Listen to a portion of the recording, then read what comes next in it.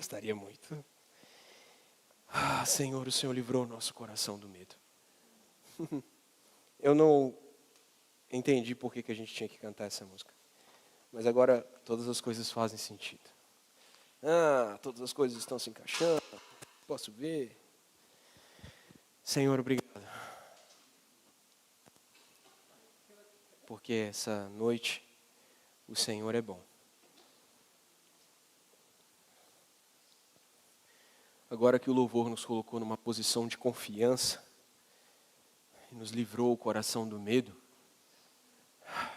nós queremos ouvir aquilo que o Senhor tem para falar para nós, na posição de filhos e herdeiros, aqueles que foram chamados para desfrutar dessa preciosa salvação, aquilo que o Senhor prometeu que faria desde os tempos antigos. O Senhor é o nosso intercessor. Há alguém diante de Deus falando em nosso nome. Há um homem que nesse momento está ao lado do Pai.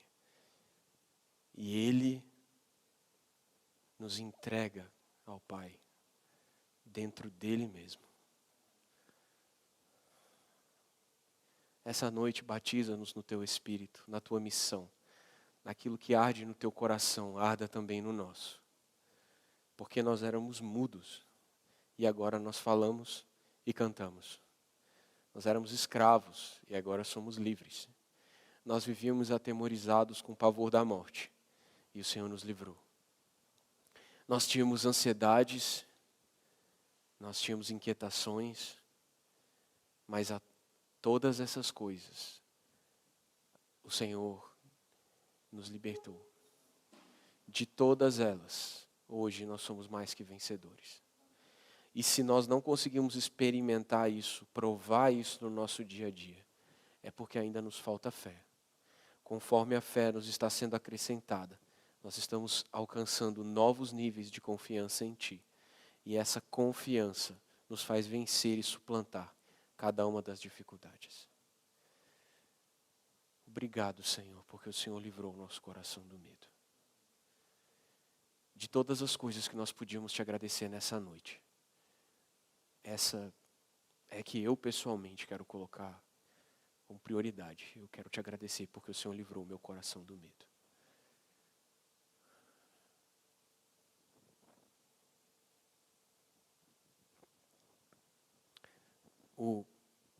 Bom, a gente precisa resolver alguns problemas de iluminação, ou de falta de iluminação, que o Cais tem. Se vocês puderem pegar suas Bíblias, essa fileira da frente é mais bem iluminada do que as da zona da penumbra aí no fundo. Aí, vamos abrir a nossa Bíblia em Mateus capítulo 10. E eu acho muito importante, a gente vem vindo numa sequência, vou usar uma palavra que eu detesto, a gente vem vindo numa sequência muito top, certo? Eu falo isso para provocar os meus detratores. A gente vem vindo numa sequência topíssima de exposições. Topíssimo é maravilhoso. Topzera, uma sequência topzera de exposições do Evangelho de Mateus. Semana passada foi o Alex com o seu combo breaker de Mateus 8 e Mateus 9. Foi muito bom. Se por qualquer motivo você que está aqui sentado, ou você que me assiste aí da sua teletela, você não assistiu essa mensagem, ela será liberada agora, mas nós temos a transmissão ao vivo também, já está lá no canal, mas a gente vai postar essa mensagem cortadinha agora nessa semana. Recomendo porque a caixa vibra na frequência da minha voz. Os versículos finais de Mateus 9 são chave para a gente entender Mateus 10.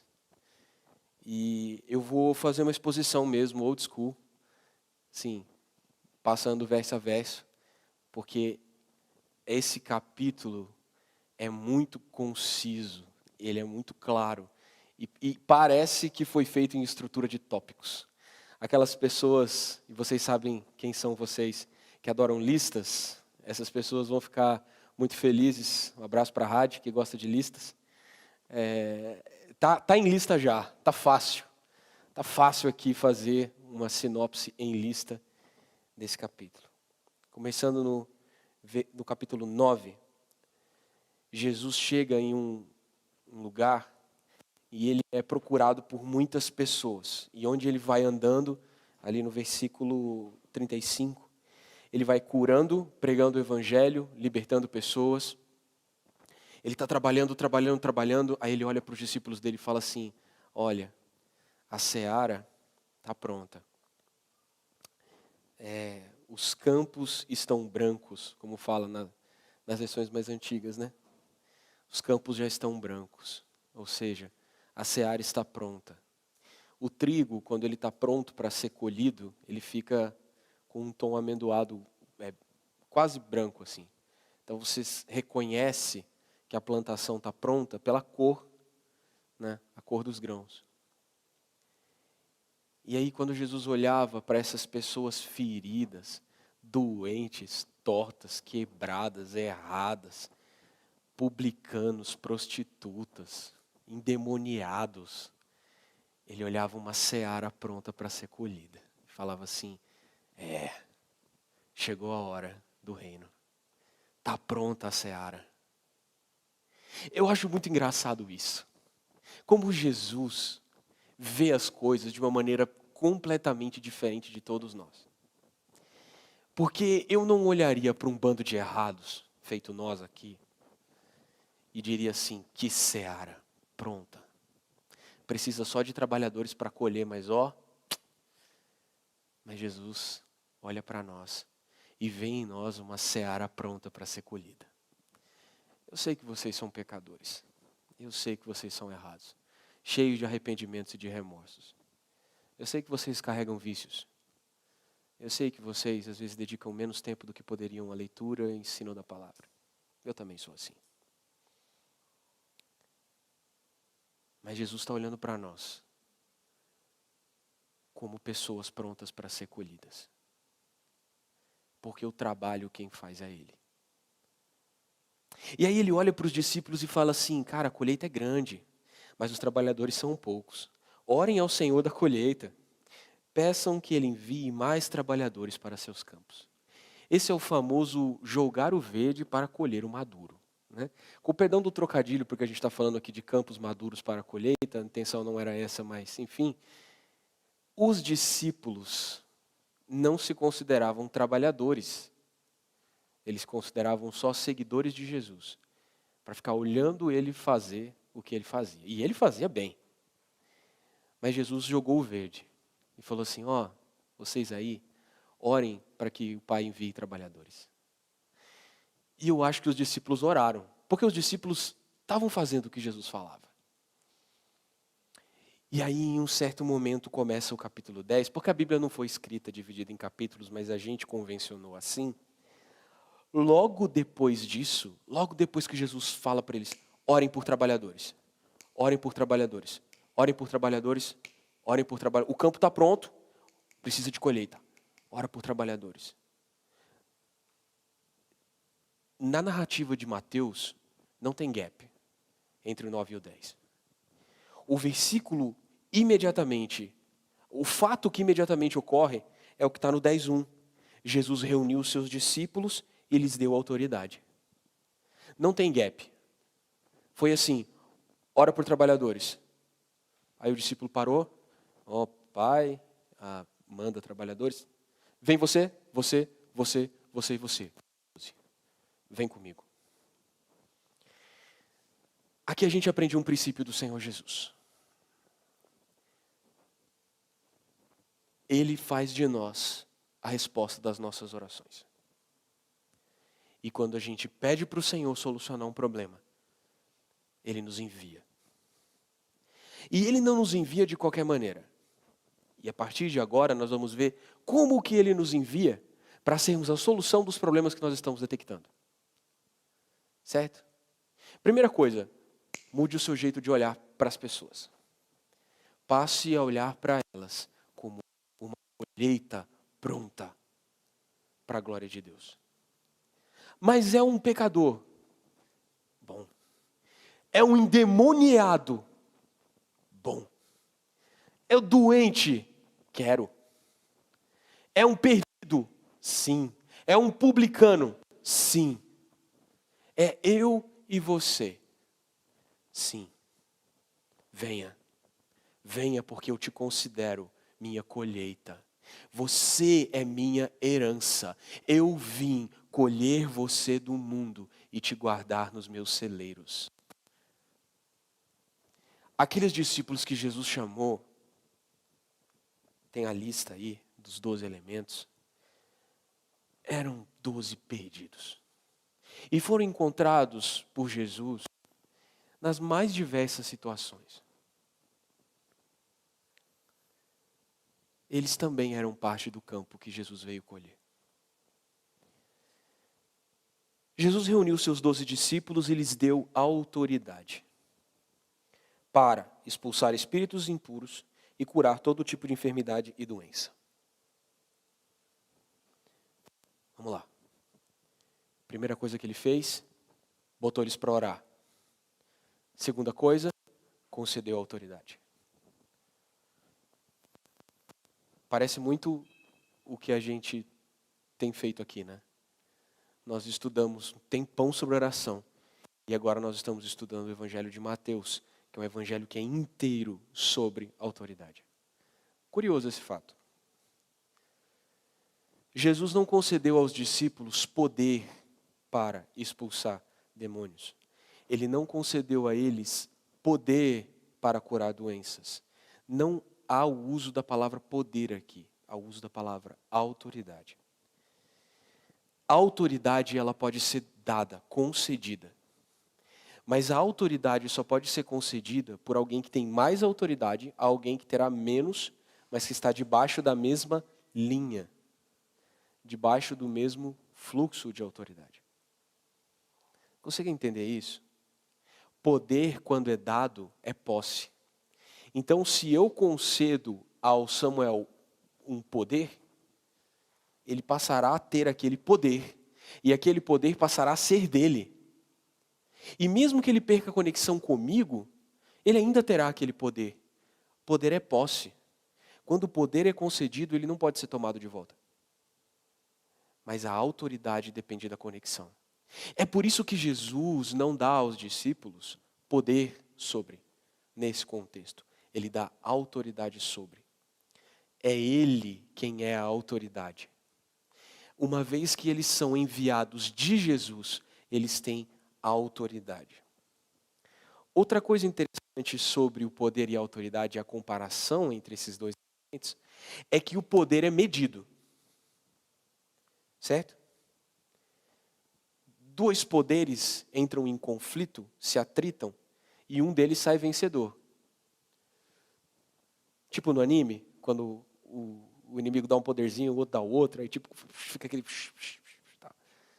Né? O Freeza e o Goku, cada um dá o seu poder, o Kamehameha vence, depois, sei lá, depende. Eu sempre torço para o Goku. Mas na autoridade não há embate. Se a autoridade que está ordenando é superior, acaba a discussão, não tem briga. Quando Jesus se apresentava aos demônios, ou ele chegava numa situação de doença, não havia show, espetáculo. Não tinha bateção de porta, não tinha nada disso, não tinha voz. Chegava e falava, você veio aqui nos expulsar antes do tempo, vim, vaza. E vão embora. Quando chegava uma doença, Jesus não fazia um grande malabarismo e acendia coisas e fazia rituais. Não. Ele não precisava de demonstração de poder. Ele ordenava a doença que saísse e ela ia embora. Ele falava para o mudo, fala. E o mudo falava. Ele falava para o coxo, levanta meu, arruma tua cama e vai embora. E o cara falou, nossa, como é que... Eita, tô de pé. A autoridade, ela é isso. A autoridade não exige confronto. A autoridade não exige embate. A autoridade é lisa. Uma vez que você esteja conectado a quem te concede autoridade, todas as coisas fluem. A gente precisa parar de medir força com o capeta. Porque, na verdade, a gente gosta muito de medir força. Eu quero medir força com o pecado. Não, hoje eu vou vencer o pecado. Aí o pecado vai vir, a tentação vai vir, o medo vai vir, o vício vai vir, e eu vou ficar aqui, no cabo de guerra. Quem é mais forte, eu ou o pecado? Isso é uma atitude muito perigosa. Porque uma vez que o poder do pecado se mostre maior do que a sua resistência, você perderá. Mas se você entende que a você foi concedida autoridade pela ligação com Jesus, uma vez que você está ligado a Ele, você está, a Bíblia usa a palavra encabeçado, uma vez que Jesus está acima de você, ordenando a você que vença aquele pecado, não existe confronto, existe vitória. Quando viu as multidões, estou lendo errado. Deu autoridade para expulsar espíritos impuros e curar todo tipo de enfermidade e doença. O 2. Estes são os 9 dos 12 apóstolos. E aí ele vai listar. Primeiro, Simão, também chamado Pedro, o irmão dele, André. Tiago, filho de Zebedeu, e João, que também era irmão de Tiago. Filipe, Bartolomeu, Tomé. Mateus, o cobrador de impostos. E aqui é dado um apelido para Mateus, né? Mateus, o cobrador de impostos. Tiago, filho de Alfeu. Tadeu, Simão, o cananeu. Judas Iscariotes, que depois traiu Jesus. É muito curioso que aqui Jesus chama 12 pessoas para ser seus apóstolos, aqueles que ele envia na sua autoridade. Eu acho que a Bíblia tem 12, essa representação de totalidade da diversidade. Quando Deus chama Abraão, lá no Antigo Testamento, de Abraão Isaque, e de Isaque Jacó, e de Jacó as 12 tribos de Israel. Deus não quer um povo que seja de um tipo só. Ele quer um povo que seja de pelo menos 12 tipos. 12 tribos. Ele quer que as pessoas sejam diferentes. Pelo menos 12 tipos de pessoas diferentes. Até agora eu nunca vi uma análise de personalidade de 12 tipos. A gente geralmente vê o maior que eu já vi foi o de 9 tipos. O famoso Enneagrama lá. Aquele horóscopo aprovado pela academia. Mas de 12 não. Mas ele fala assim, olha, eu quero 12 apóstolos. Não sei, talvez os 12 líderes de tribo, mais os 12 apóstolos, 24 anciãos de Apocalipse. Não sei.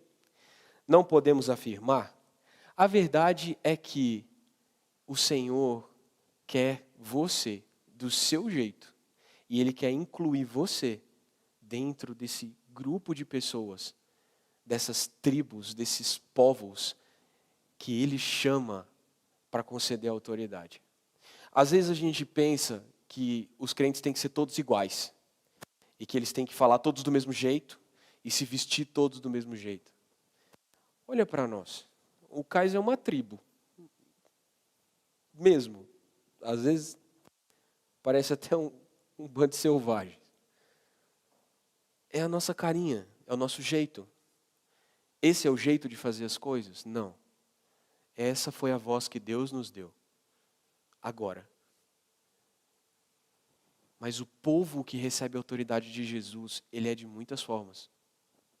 Alguns deles têm passados terríveis. Alguns deles ainda são chamados pelos nomes do seu passado. Olha para Mateus. Ele está aqui na lista e está sendo dito que ele é o cobrador de imposto. Ele era o cobrador de imposto. Não sei por que eu estou sentindo de falar isso, mas talvez você sinta que ainda carrega o seu passado com você. Muito perto. Sabe quando você carrega o passado muito perto? Tem vezes que a gente fez coisas ruins e elas ficaram lá no nosso passado. Mas tem vezes que a gente fez coisas ruins e elas ainda estão aqui, grudadas na gente, ainda sentimos o cheiro delas.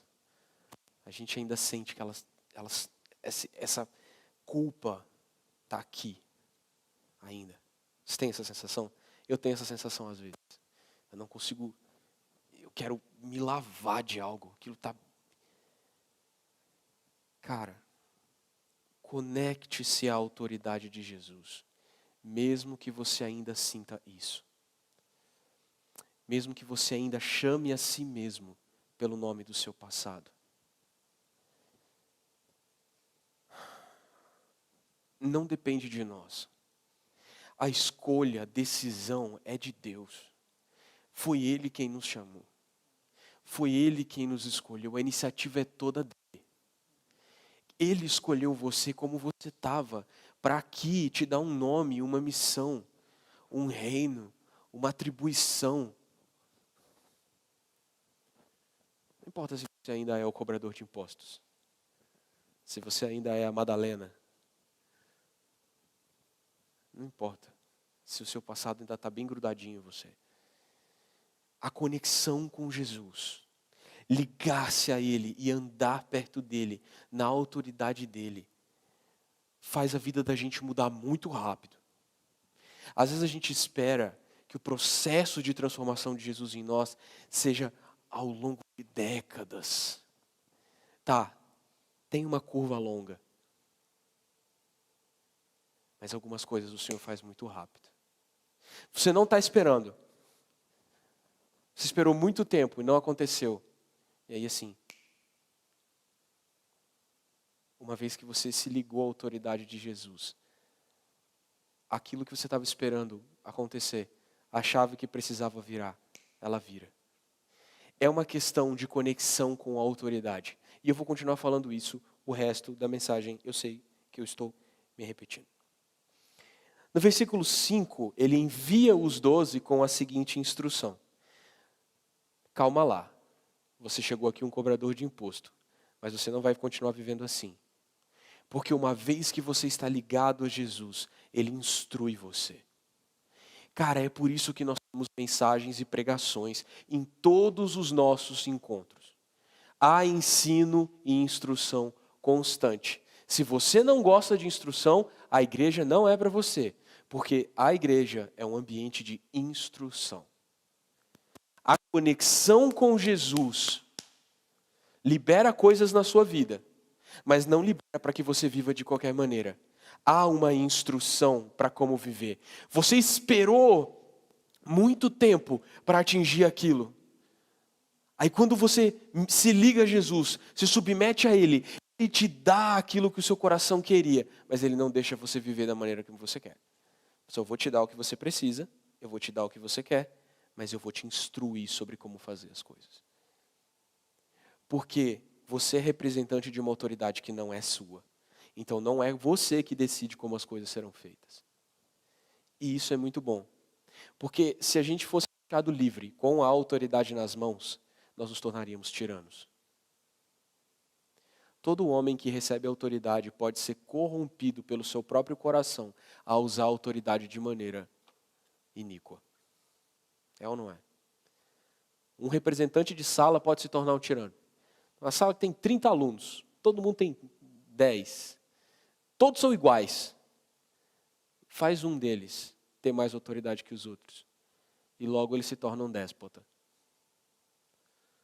Faz um de vocês chefe. E essa pessoa está inclinada a se tornar má.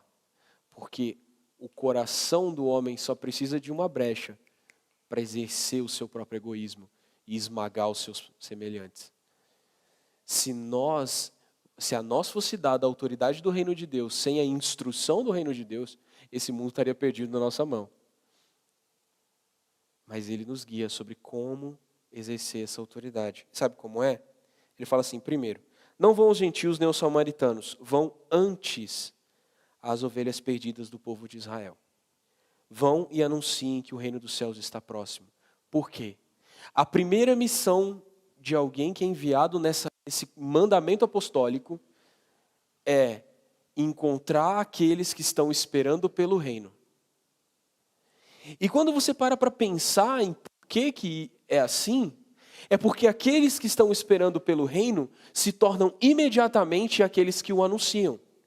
O reino de Deus precisa ser anunciado. E da mesma forma como Jesus vem e encontra 12 trabalhadores, ele manda que esses 12 também encontrem trabalhadores.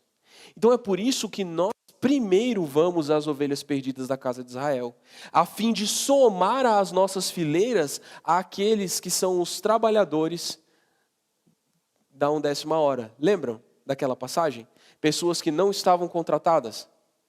Havia muitas pessoas, elas não foram contratadas, mas elas queriam um trabalho. Sabe, não entendam aqui que eu estou falando que é preciso 2 batismos, Pedro Araia. Eu estou falando aqui que a vida cristã tem momentos diferentes. Existe um momento em que você é o discípulo de Jesus que anda atrás dele, vendo tudo o que ele faz e anotando no seu caderninho. E existe um momento da vida cristã em que ele te convida a não só ver o que ele faz, mas ele quer fazer o que ele faz por meio de você. Essa é uma etapa da vida cristã de um passo a mais de maturidade. E eu queria muito que vocês entendessem que nós já não estamos mais na fase de sermos apenas discípulos de Jesus, mas Ele nos convida a ser os discípulos que estão debaixo dessa missão que Ele deu aos apóstolos. É momento de nós assumirmos a nossa posição de trabalhadores do Senhor. Primeira coisa, indo às ovelhas perdidas da casa de Israel. Ou seja, há pessoas que, como você era um discípulo sem trabalho, há pessoas sem trabalho e sem missão. Uma função muito importante daqueles que entendem esse chamado, eu vou chamar de chamado apostólico, não para assumir a posição dos 12, mas para ser imerso na mesma missão que eles. Aqueles que entendem esse estilo de vida apostólico, eles estão dando missões para aqueles que eles encontram. Quando eles têm comunhão com alguém, eles falam assim, cara, levanta e vai trabalhar. Sabe por que às vezes a nossa vida cristã estaciona e a gente fica parado no lugar e parece que não vai nem para frente e pelo contrário começa a ir para trás? Sabe por que às vezes você estava indo bem, mas de repente os mesmos monstros dos quais você se livrou garbosamente pouco tempo atrás, eles voltam a te assombrar. Os dementadores que você trancou, voltaram. Ué, por quê? Porque a vida cristã ou avança, ou o mundo te encontra. Ou você segue em frente, ou você abraça a missão e trabalha nela, ou você para e o leão que está em derredor encontra você para te devorar. Cara, a vida cristã é progresso contínuo. Progresso contínuo. Missão em missão. Trabalho em trabalho. Porque trabalhar com Jesus é descansar. A nossa alma só encontra paz quando ela está alinhada com aquele que nos fez. Mano, paz não é tranquilidade. Não é você estar com dinheiro na conta. Não é estar bem com a sua esposa. Não é estar bem com seus filhos, não é estar todo mundo feliz com você, isso não é paz. Isso pode ser tranquilidade. E tranquilidade não é ruim, é bom. Mas tranquilidade sem paz é horrível. Paz é alinhamento, mano. Sim, cara, meu sentimento é um com o sentimento de Jesus. Nós estamos alinhados. Não existe nada torto, não existe nada apontando, não existe nada contrário. Isso é paz. Paz em alinhamento de propósito. Uma vez que o seu propósito está alinhado com o propósito de Deus, você pode até não ter tranquilidade. Está faltando dinheiro, está brigando em casa. Tomara que você não esteja brigando como um malfeitor, mas às vezes tem tretas, né? Tretas rolam, treta style of life, né? A gente vive na treta. Às vezes está dando as coisas errado. Às vezes você perdeu o emprego. Às vezes. Mas uma vez que você está em paz, todas essas coisas são secundárias. Você fala assim, Jesus está me aperfeiçoando por meio dessas coisas. E dentro de pouco tempo, tudo estará claro, mas eu estou em paz com Ele. Senhor, me mantenha alinhado com o seu propósito. Soluciona as coisas que estão em volta para que eu tenha um coração mais leve para te servir. Cara, tenha ousadia de perguntar isso ao Senhor. Senhor, por que está turbulento aqui em volta? Eu não sei porque eu estou falando certas coisas que não estão no script. Gente, a vida de vocês está turbulenta? A minha está. Mas eu entendi por que a minha está turbulenta. E está tudo bem.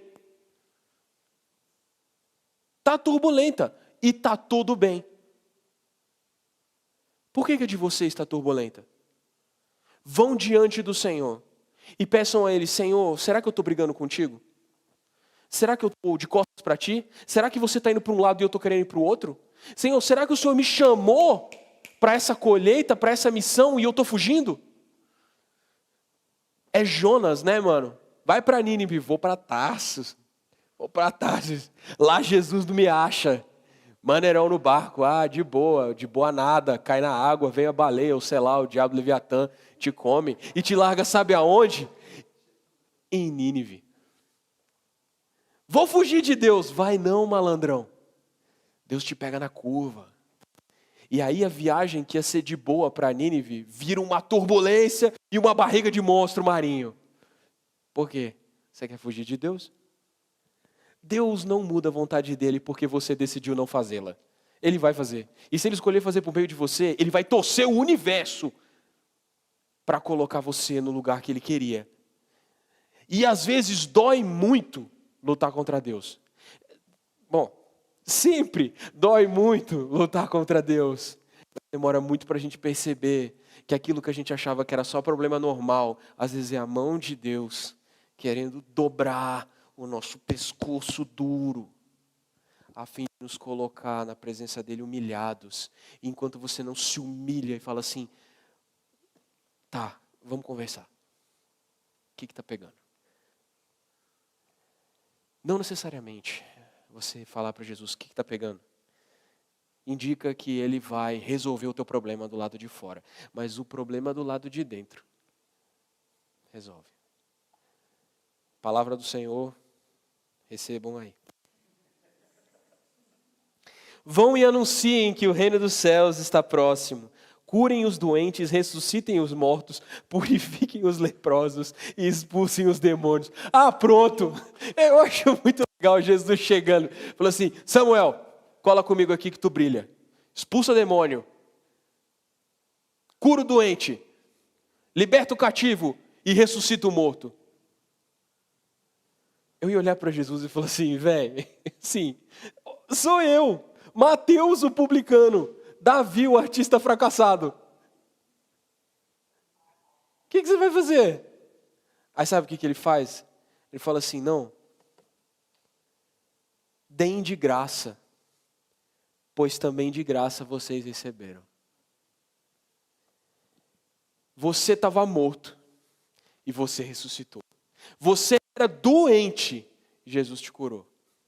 Você era um fracasso, Jesus te realinhou. Você era um endemoniado e o capeta saiu de você. Porque a autoridade de Jesus entrou na sua vida. E agora que você está debaixo dessa autoridade, quando você não vai você vai no reino de Jesus. Vocês estão entendendo isso? Onde você vai, o reino vai em cima de você? Imagina que você carrega uma bandeira em cima de você. Tipo, eu acho massa aquelas armaduras de samurai que tinham, tipo, um lugar para colocar a bandeira. E o cara era um porta-estandarte, mano. O cara andava com uma bandeira nas costas. Que massa! É isso que acontece com a gente. A gente ganha uma bandeira em cima de nós, escrito assim: o reino de Deus aqui e agora. E aí, mortos ressuscitam, porque o reino de Deus chegou. E tem uma coisa sobre o reino de Deus: no reino de Deus não existe morte. No reino dos céus não haverá morte. Vocês estão entendendo o que eu estou falando? Olha para mim. No reino dos céus não tem o pecado que acossa a sua alma. Lá ele já foi vencido. No reino dos céus não tem a doença que te impede de avançar. No reino dos céus não tem o demônio que te atormenta. Eles já foram vencidos. O reino dos céus é um ambiente de perfeição e paz, em que o governo de Jesus é completo sobre todas as coisas. E quando você vai no reino dos céus, essas coisas fogem de diante de você. Calma lá, Davi. Você está dizendo que então todas as doenças têm que ser curadas? Não. Mas uma doença com Cristo faz sentido no reino de Deus.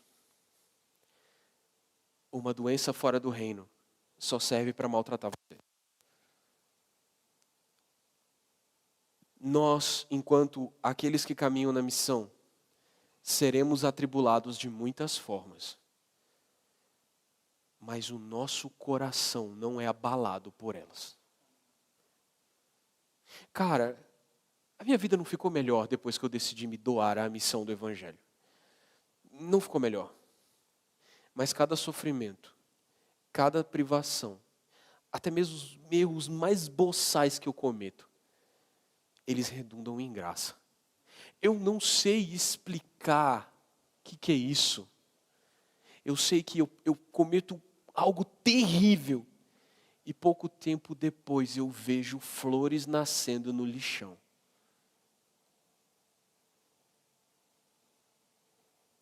Deus vai usar absolutamente todos os acontecimentos para moldar o seu coração e colocar o seu coração na posição que Ele quer. E aí a gente leva isso de graça, porque a gente recebeu isso de graça. Tanto é de graça que Ele fala para a gente não levar dinheiro. Não ficar preocupado. Lá em Mateus 6,25, a gente tinha sido convidado, chamado, na Constituição do Reino dos Céus, a não ter medo da fome, não ter medo da nudez. Porque o Pai que sabe do que nós precisamos, Ele vai suprir as nossas necessidades. Certo? Vocês lembram que a gente falou disso? Mas aqui Ele está falando de um chamamento específico. Que Ele está falando assim, olha, na vida comum eu vou cuidar de vocês. Na missão, eu também vou cuidar de vocês. E vocês não precisam levar nada. Quem trabalha merece seu sustento. Há algo aqui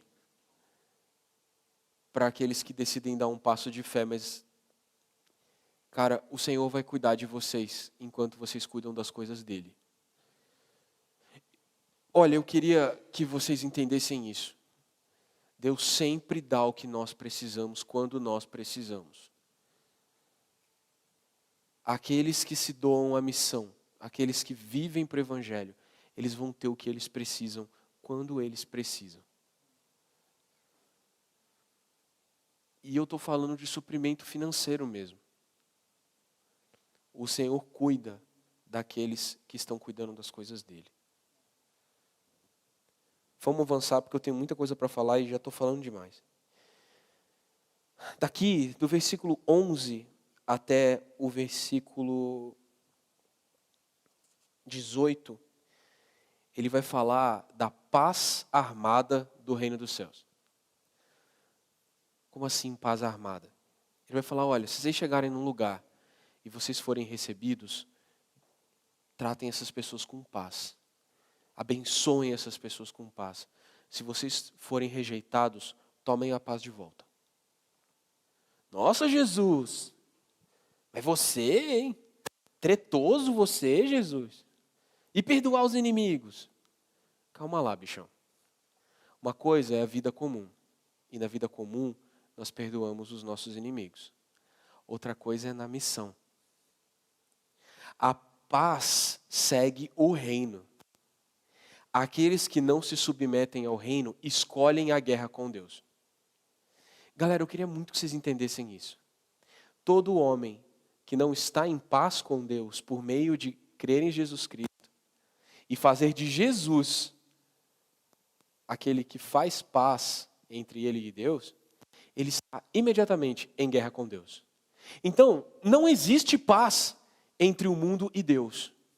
A gente fica querendo que Deus receba as pessoas que estão em pecado. Mas a própria natureza do pecado coloca o pecador em guerra com Deus.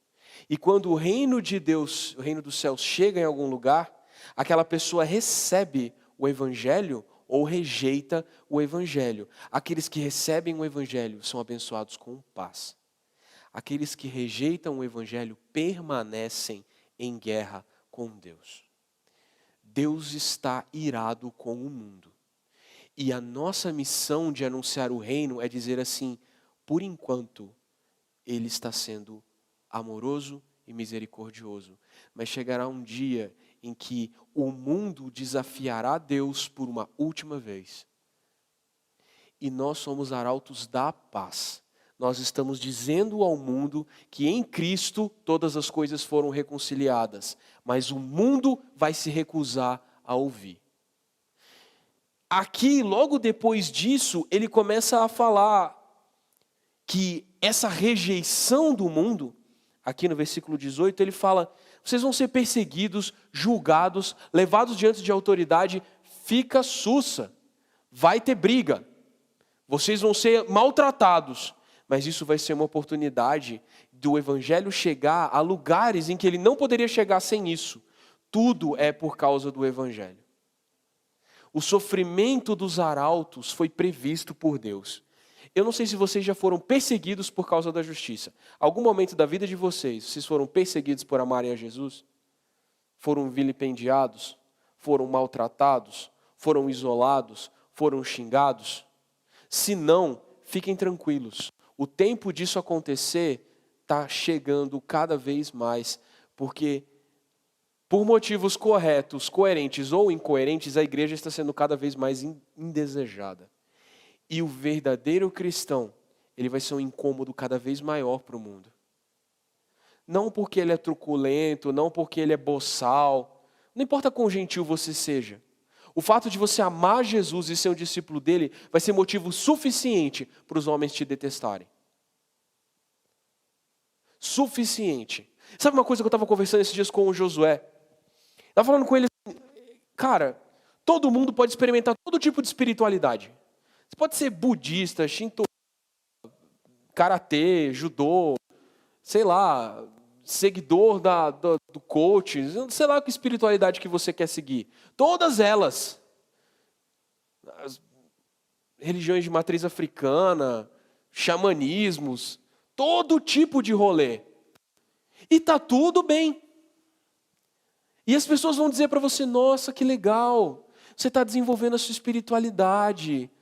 E aí vai chegar um coach para você e vai falar assim: não, você tem que cuidar da sua eficiência, você também tem que cuidar do seu corpo, você também precisa cultivar algum tipo de espiritualidade. Algum tipo de espiritualidade. Todo mundo, ó, top. Topíssimo. Topzeira, para usar as palavras que eu detesto. Cultive espiritualidade. Eu estou cultivando, eu cultivo a fé em Jesus Cristo, segundo a Bíblia. Não, essa não. Retrógrado, nossa, que atrasado. Cara, eu estou cultivando espiritualidade. Não devia ser a mesma coisa? Não devia ter o mesmo peso? Eu não estou falando aqui de verdade ou mentira, eu estou falando de simples e pura lógica. É cultivar uma espiritualidade. Você escolheu essa, eu escolhi a fé em Jesus. De boa. Mas não. A fé bíblica é rejeitada e cada vez mais ela é detestada. Graças a Deus. Graças a Deus, porque quanto mais nós somos perseguidos por causa da justiça, mais perto está o nosso Senhor, que também é o nosso vingador e o juiz deste mundo. Quem tem ouvidos para ouvir, ouça. E depois ele vai falar que as setas vão ser casa também. O irmão trairá seu irmão, entregará à morte. O pai ao próprio filho. Os filhos se rebelarão contra os pais. Todos os odiarão por minha causa. Mano, não vai ter respeito nem entre as famílias. Olha, eu oro ao Senhor para que vocês tenham paz com as suas famílias. De verdade. Mas se em algum momento for ou Cristo ou a família, decidam por Cristo. Por mais duro que isso seja, decidam pelo Senhor. E orem pela sua família, para que ela nunca seja um empecilho para a sua busca. E Jesus ensina a fugir. Se vocês forem perseguidos numa cidade, fujam. Não fica ali. Se naquela rodinha de amigos as pessoas ficam te perseguindo e falando mal de Jesus, mano, vai. Não fica alimentando trolls. Não alimente os trolls.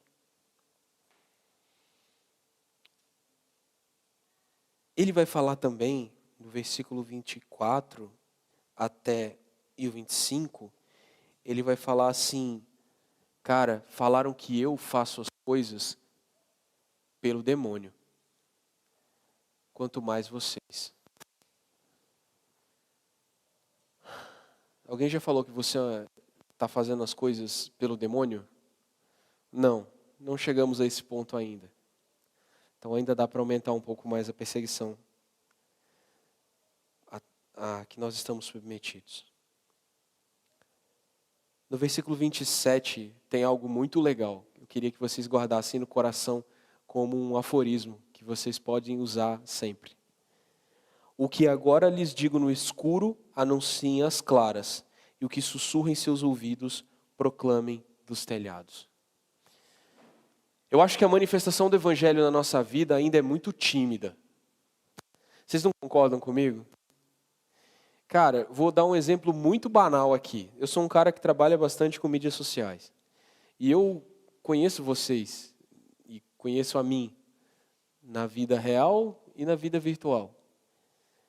O que nós anunciamos no nosso mural do Instagram ainda é muito tímido. As pessoas não veem o evangelho em nós de cara. Ainda é muito sobre a gente mesmo. Nós somos os protagonistas da nossa vida virtual. Jesus está sussurrando coisas a nós, e o que Ele ordena é que aquilo que é sussurrado seja gritado dos telhados. Cara, eu queria muito ver vocês despertando para a importância da utilização dessa ferramenta das mídias sociais, nos quais vocês são tão fluentes, usando isso para o Evangelho. Mas a gente ainda tem medo, porque aquilo ali não é de Jesus, é nosso. Não foi dado para Ele, não é dele. Jesus não administra, não é o seu social media, Jesus não administra a sua conta no Instagram. É você quem administra. Mas uma vez que você é batizado na missão, tudo que você tem e é dele. Por exemplo, eu toco guitarra. Eu poderia ter deixado a guitarra de fora da minha missão. Porque a guitarra talvez não fizesse sentido dentro da missão. Muitas pessoas preferem o violão. O violão é um instrumento muito mais crente, né? Pô, violão. A guitarra é um instrumento profano, esquisito. Dizem que o diabo é o pai do rock. O diabo é pai só da mentira. É importante vocês levarem isso em consideração. Mas não dá. Eu sou isso aqui. Eu tenho que trazer isso aqui para dentro. O Pedrinho toca violoncelo. É lindo. Mas ele toca violoncelo como se estivesse tocando guitarra. Não está muito melhor do que eu. Ele trouxe para dentro da missão. A Maria Clara canta. Você desenha. O outro serve. O outro filma. O que você faz é trazido para dentro da missão. O Tabo dança. E a dança dele é trazido para dentro da missão. Ele é um missionário que se mexe, dançando. E isso é incrível. É ou não é? O que você é e tem é trazido para dentro da missão. Porque aquilo Deus te deu para você usar dentro da missão. É para você gritar. Algumas pessoas sussurram, nós gritamos, a gente sobe no telhado e grita. Amém. É a ordem de Jesus que a gente grite nos telhados. Ele sussurra nos nossos ouvidos. A gente sobe no telhado e grita. Você sente que está gritando? Ou você ainda está sussurrando? Como é a sua vida? Sua vida é um berro. De graça recebi. De graça dou. O reino aqui e agora. Vocês estão doentes. Eu vejo uma colheita. Mas não. Ainda somos tímidos. Ainda somos tímidos. Por pouco tempo. Eu tenho certeza que é por pouco tempo. Não tenho medo dos que querem matar o corpo. Eles não podem fazer nada com a sua alma. Depois ele vai falar de que um pardal, né, ele fala que, né, Quanto custam 2 pardais, uma moeda de cobre? No entanto, nenhum deles cai no chão sem o conhecimento de seu Pai. Quanto a vocês, até os cabelos da sua cabeça estão contados. Por favor, Senhor, por favor. Não tenham medo, vocês são muito mais valiosos do que um bando inteiro de pardais. Não imaginem que vim trazer paz à terra, não vim trazer paz, mas espada. Eu acho que Jesus, quando a gente lê esses capítulos, a gente vê ele muito mais determinado, muito mais em chamas, né? Do que a gente mesmo é. Eu quero despertar isso, essa necessidade em vocês, de olhar para Jesus com a espada. E não ter medo de também trazer uma espada. De ir para o confronto. De gritar no telhado. De ser arrancado pela força. Não pode. Pega aquele cara, ele está gritando no telhado. Tira ele de lá. Leva ele para o tribunal.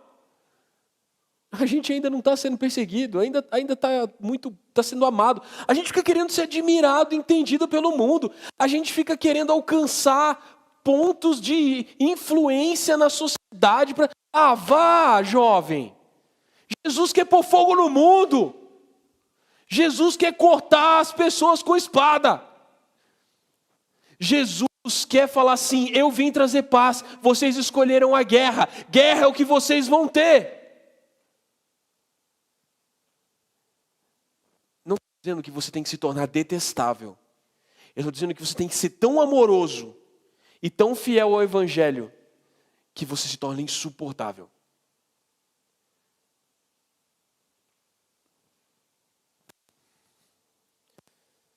E aqui ele continua, quem ama seu pai ou sua mãe mais do que a mim não é digno de mim. Quem ama seu filho ou sua filha mais do que a mim não é digno de mim.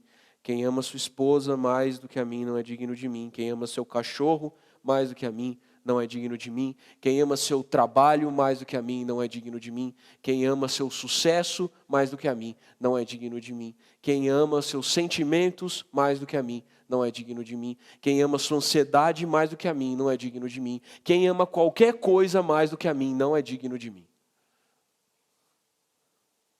E a gente aqui sempre fala assim, de amar coisas, né? Amar o mundo. Não ameis o mundo, irmãos.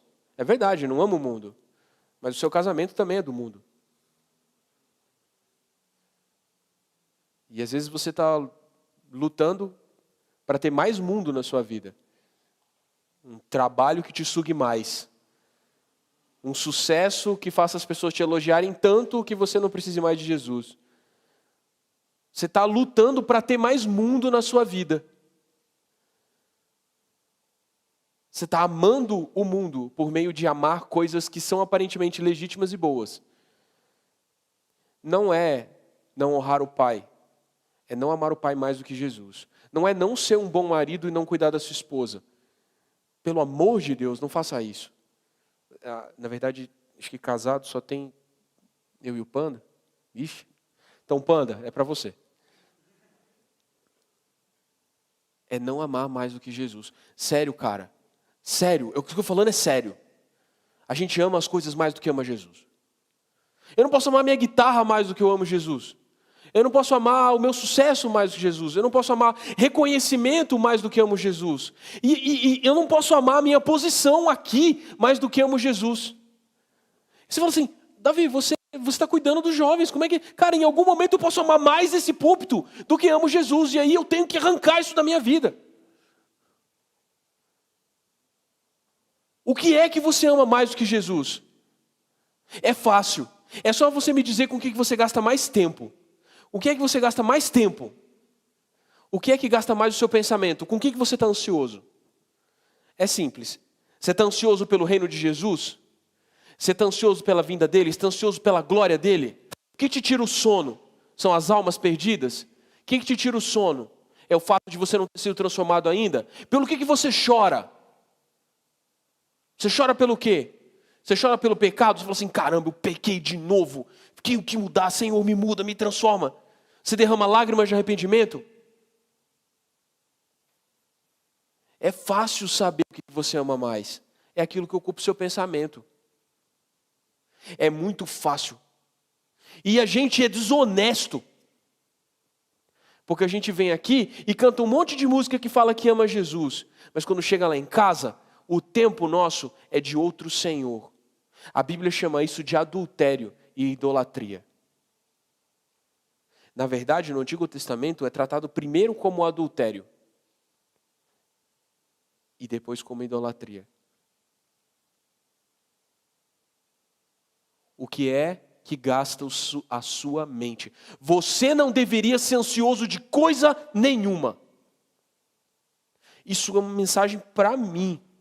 Eu não deveria ser ansioso por nada. Porque se eu sou ansioso por alguma coisa, é sinal de que eu amo aquela coisa mais do que Jesus. Portanto, desobedeço a ordem dele de não ser ansioso. No momento em que você se submete ao governo de Jesus, que fala assim, eu estou na sua mão, só me dá uma saída. Eu preciso de uma saída. Nesse momento, Ele socorre você. Quando você olhar para Cristo e ver que Ele é a única saída que você tem, e que amá-lo completamente, é a única maneira de viver que faz sentido, então, saindo ou não do problema, você desfrutará uma paz que é impossível de obter de outra forma. Quem se recusa a tomar sua cruz e me seguir não é digno de mim. Quem se apegar à própria vida a perderá, mas quem abrir mão de sua vida por minha causa a encontrará.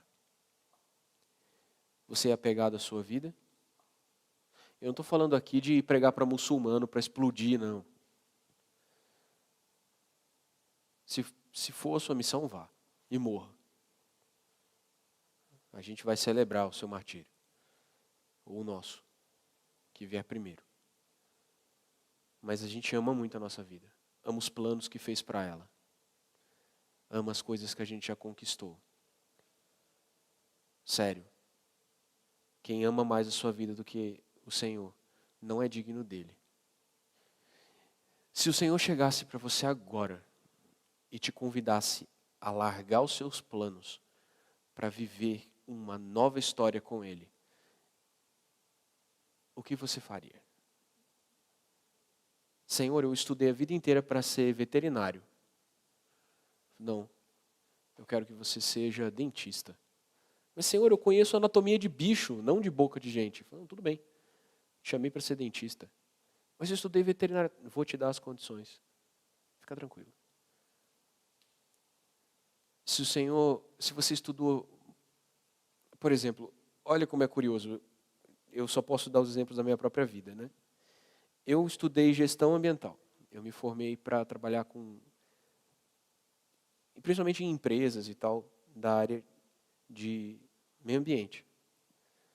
Mas o Senhor me chamou para ser designer gráfico, trabalhar com arte. E dessa forma pregar o evangelho. Não fui eu que escolhi, aconteceu. A vida fez assim.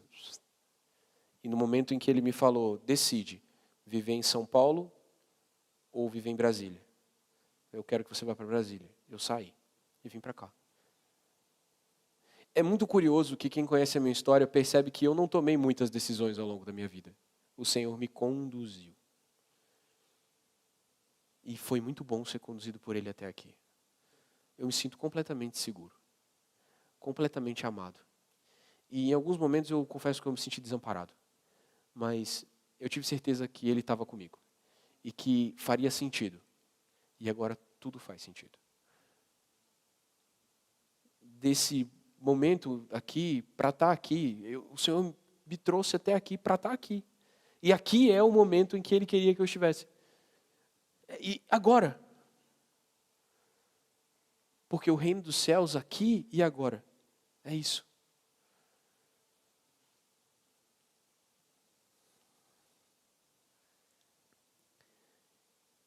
E quem recebe vocês, recebe a mim. Quem recebe vocês, recebe o Senhor. Se alguma pessoa se submete ao reino que vem em você, está recebendo Jesus. Quem acolhe um profeta como alguém que fala da parte de Deus, recebe a mesma recompensa de um profeta. Quem acolhe um justo por causa da sua justiça, recebe uma recompensa igual a dele. E se alguém der um copo de água fria que seja o menor de meus seguidores, certamente não perderá a sua recompensa. Olha o peso dessas palavras aqui. Quando você se nega a pregar o evangelho para alguém, você nega a essa pessoa o direito de receber Jesus. Quando você não se manifesta como um enviado do reino, quando as pessoas não conhecem que você é um embaixador do reino dos céus, quando você não está com a bandeira assim, ó, reino aqui e agora, você está impedindo que as pessoas recebam Cristo. Aí você dobra a bandeira, guarda e põe na mochila. Aí as pessoas continuam recebendo o Davi. Quem diabo quer receber o Davi? O Davi não pode curar ninguém. O Davi não pode mudar a vida das pessoas. O Davi não pode expulsar um demônio. Só se for na pancada, e mesmo assim machuca a mão. Eu não posso fazer nada. Mas se sobre mim repousa o estandarte do Evangelho, e todos podem ver, reino aqui e agora. Cara, quantas coisas podem acontecer na vida das pessoas que recebem? Tudo.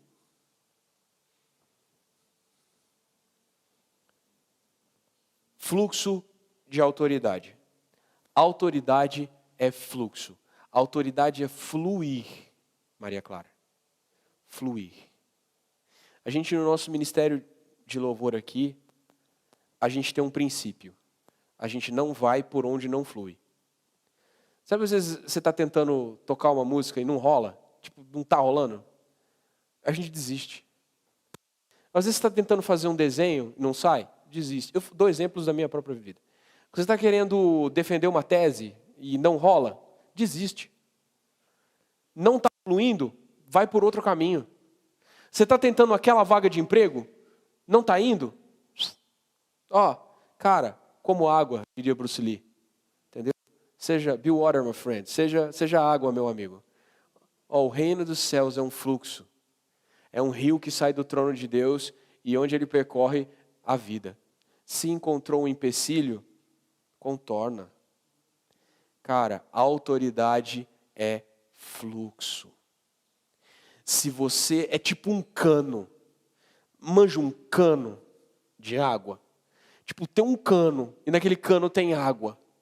Se você pega o seu cano e liga naquele cano, o que acontece? A água passa.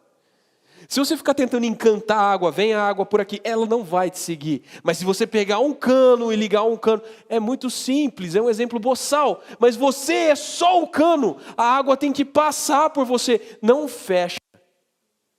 Mano, se liga a Jesus. Seja encabeçado em Cristo. Porque uma vez que Cristo governa você, flui. O que está emperrado? Eu queria que vocês respondessem isso. Ah, Davi, mas é sobre o chamamento dos apóstolos. Eu sei que é sobre o chamamento dos apóstolos. Mas vocês já foram chamados muitas vezes. No entanto, parece-me que há um empecilho. Falta o quê? Encabeçar-se em Jesus. Falta o quê? Conectar-se a Ele. Cara, autoridade é fluxo. Fala comigo, autoridade é fluxo. Fala comigo, autoridade é fluxo. Se não está fluindo é porque não está ligado. Se a autoridade de Deus estiver online, estiver fluindo, tudo vai acontecer conforme os planos de Deus. E a vontade de Deus é boa, agradável e perfeita. E você vai desfrutar paz. Se está emperrado, descobre onde está o nó e religa. Há uma última coisa que eu quero falar. Se é a última coisa que eu quero falar. É a última coisa. A autoridade é fluxo de graça. A autoridade é fluxo de graça. A autoridade de Deus sobre o mundo é para a graça.